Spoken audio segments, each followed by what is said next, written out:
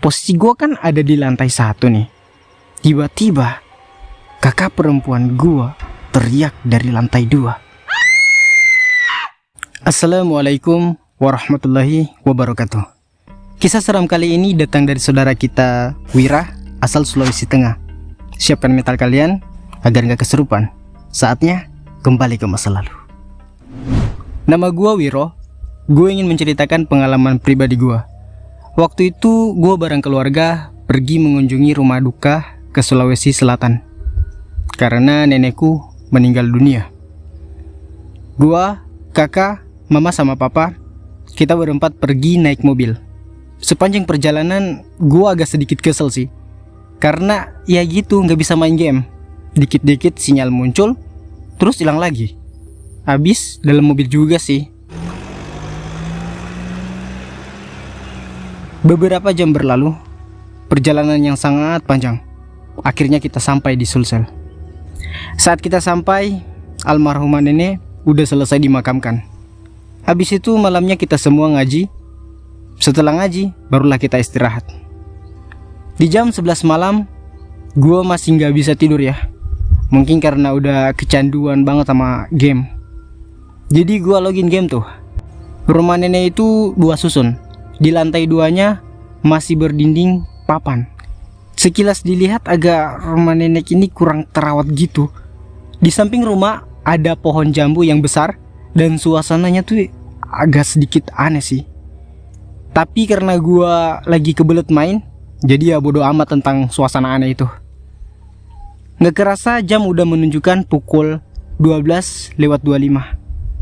Gua mulai merasa ngantuk tuh. Soalnya tadi cuma bisa tidur pas di mobil. Nah, posisi gue kan ada di lantai 1 nih. Tiba-tiba kakak perempuan gue teriak dari lantai 2. Kita semua terbangun dan kita segera menghampiri kakak. Posisi kakak sedang duduk di atas kasur. Dia nangis, terus ngomong, "Pa, Ma, pas aku tidur tadi ada yang nyubit aku." Kita semua kebingungan. Tapi pas kita lihat lengan kakak itu memar loh. Bener-bener kayak dicubit. Omku dan papa keluar kamar tuh. Terus paman ngomong ke papa, ternyata kalau di sini kejadian seperti itu hanya bisa dilakukan oleh makhluk halus. Ya, kuntilanak. Singkat cerita, 2 hari setelah kejadian itu, kami belum lagi mengalami hal-hal aneh. Malam ketiga pun tiba. Gue masih terjaga. Gue lihat jam menunjukkan pukul 11:25. Gue duduk di ruang tengah sambil main game. Saat itu kebetulan gue ikut turnamen solo ya di Free Fire. Suasana malam yang hening, seisi rumah udah pada tidur. Gue main game pakai headset. Ya biar lebih fokus aja gitu main gamenya. Volume game gua naikin supaya step dari musuh bisa kedengeran. Saat sedang fokus main, samar-samar gua denger kayak ada suara laki-laki. Gua langsung lepas headset tuh dan mencoba untuk melirik kanan kiri. Tapi gak ada siapa-siapa. Dan ketika gua periksa, kakak dan orang tua gua, mereka masih terlelap di kamarnya. Kemudian mulai terdengar seperti ada seseorang yang sedang menyapu. Suara itu terdengar dari lantai 2 rumah nenek. Terdengar juga suara langkah kaki, seperti ada yang berjalan-jalan di lantai 2 rumah ini. Waktu itu bulu kuduk gua tiba-tiba aja merinding. Gua langsung matiin HP dan masuk ke kamar untuk tidur. Malam itu gue tidur cukup lelap ya. Sampai gak sadar jam udah menunjukkan pukul 10 siang. Ketika gue bangun, suasana rumah udah sepi. Ya mungkin orang tua gue udah pada keluar kali. Gue pun ke dapur untuk mengambil air putih. Dan dari dapur ada pintu yang menuju ke halaman belakang. Di sanalah ada tempat jemuran. Mama kayak udah nyuci pakaian tadi pagi. Soalnya kelihatan dari banyak pakaian yang dijemur di sana. Gua pun kembali masuk, mau ke ruang tengah untuk main game Free Fire. Dan gak lama setelah gua balik badan mau ke ruang tengah, gua lihat gelas yang tadi gua pakai buat minum kini udah berantakan di lantai. Aneh banget. Padahal gue tadi naruhnya di atas meja, yang dimana posisinya pun gak akan mungkin untuk jatuh ke lantai. Yang paling gak masuk akal lagi, kok bisa gelas itu jatuh, gue gak denger sama sekali. Gue kemudian membungkuk untuk membereskan pecahan-pecahan dari gelas itu. Dan entah dari mana, di sisi lain lantai ini, gue melihat ada bekas jejak kaki. Dan jejak kaki itu terlihat sangat kotor, seperti habis menginjak lumpur. Dan jejak kaki itu berasal dari pintu belakang. Gue saat itu dibuat kebingungan. Tapi dengan segera gue mengambil pel dan segera membereskan pecahan gelas dan jejak kaki itu. Malam pun datang. Gue sempat menceritakan kejadian-kejadian aneh yang gue alami sama papa. Tapi papa menanggapinya ya biasa aja gitu. Jam rumahku kini menunjukkan pukul 12 malam. Gua masih belum bisa tidur ya. Gua akhirnya keluar dari kamar menuju kamar mandi untuk buang air kecil.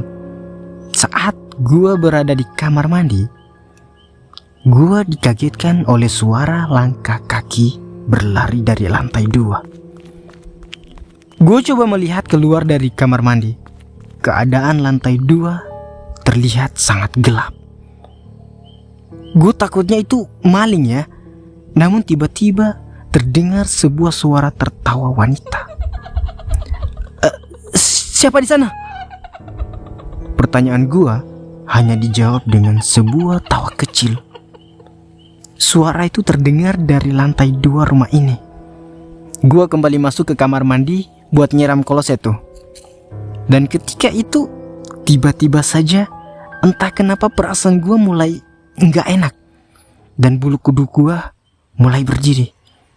Gua merasakan merinding yang sangat hebat ketika gua lihat ke jendela kecil di atas kamar mandi. Ada sosok wajah seorang perempuan yang sedang melotot ke arah gua. Gua langsung berlari menuju kamar, dan ketika gua baru saja akan masuk ke kamar, sosok perempuan yang memakai baju merah dengan rambut panjang berdiri melayang tepat di atas tempat tidur gua. Tangannya terlihat membentang dan kulit yang sangat keriput serta kuku jari yang panjang. Wanita itu mulai menggerakkan jarinya. Wajahnya hancur dan hanya bola matanya saja yang sangat jelas menatap ke arah gua. Gua langsung berlari menuju kamar orang tua gua dan membangunkan mereka. Mereka terlihat kebingungan melihat gue yang sangat panik ini. Dan gue akhirnya mulai ditenangin. Waktu pun berlalu. Gue mungkin terbiasa dengan keadaan rumah ini. Hanya sekali itu saja ya gue melihat sosok perempuan berbaju merah itu. Setelah gue bertanya-tanya sama anak-anak di kampung ini, ada yang bilang pernah ngelihat kuntilanak. Terus juga ada yang pernah bilang ngelihat penampakan kakek-kakek. Bahkan nih, ada yang ngelihat hantu anak kecil yang sering bermain kelereng di lantai 2 rumah ini. Gue pikir cuma keluarga gue aja yang ngerasain keberadaan mereka. Ternyata warga sekitar yang lewat pun sering juga diganggu. Bahkan mereka sempat bertanya, kenapa keluarga kita masih betah untuk tinggal di rumah ini? Nah, setelah bertanya-tanya, akhirnya gue tahu sejarah rumah nenek ini. Konon rumah ini pernah dijadikan tempat spiritual dan juga pernah ada yang meninggal karena bunuh diri. Ya mungkin itu yang sering menampakkan wujudnya sebagai kuntilanak. Sosok tersebut sering terlihat duduk di depan rumah dengan kaki yang diayun-ayun sampai sekarang.